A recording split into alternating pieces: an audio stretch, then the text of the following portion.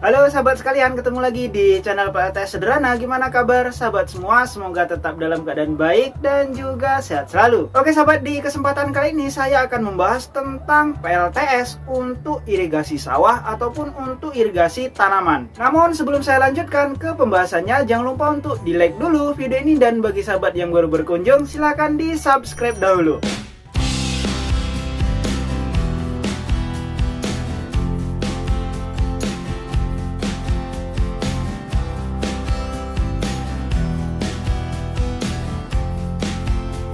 Oke sahabat, jadi untuk memenuhi kebutuhan listrik irigasi sawah ataupun irigasi tanaman sayur, itu yang perlu dipertimbangkan dulu tentunya luas lahannya.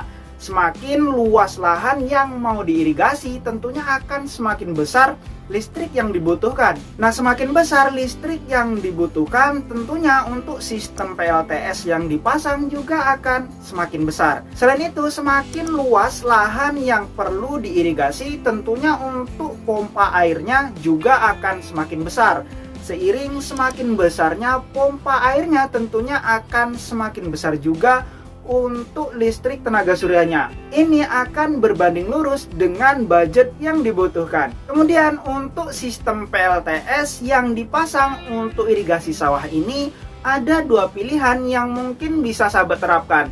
Yang pertama, menggunakan sistem DC yang pompa airnya juga menggunakan sistem DC.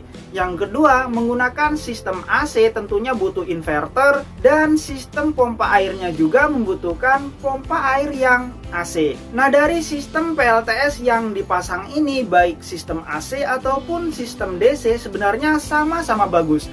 Tapi jika dihitung secara efisien, tentunya akan lebih efisien yang menggunakan sistem DC karena tidak membutuhkan inverter lagi. Namun perlu diingat, biasanya untuk pompa air DC tidak ada yang wattnya besar. Yang 500 watt ke atas itu saya rasa tidak ada. Jadi jika sahabat menggunakan pompa air dengan skala besar, saya sarankan menggunakan pompa air yang AC saja. Selanjutnya, jika lokasi yang perlu diirigasi itu jauh dari lokasi rumah, tentunya untuk sistem PLTS-nya perlu dipasang secara permanen yang kemungkinan tidak mudah untuk dimaling. Atau mungkin sahabat bisa menerapkan untuk sistem PLTS-nya dibuat secara portable. Jadi ketika dibutuhkan bisa dipasang untuk sistem irigasi, sementara jika sudah selesai untuk sistem portable-nya bisa dibawa pulang ke rumah. Mungkin juga bisa digunakan untuk kebutuhan listrik rumah. Jadi jika menggunakan sistem PLTS yang portable, usahakan untuk komponen-komponennya yang sesimpel mungkin.